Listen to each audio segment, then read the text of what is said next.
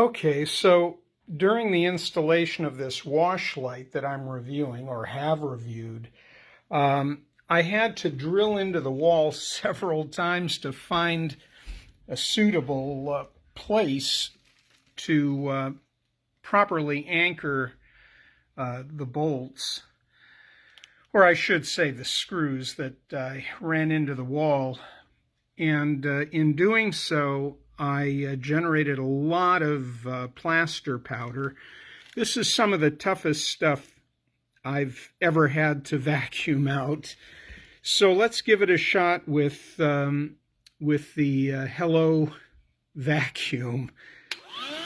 Fully charged. I'm going to start over here, work my way across. There's a white line, a white wire going into the wall area. So as long as I push into the carpeting, looks like it's doing a pretty good job.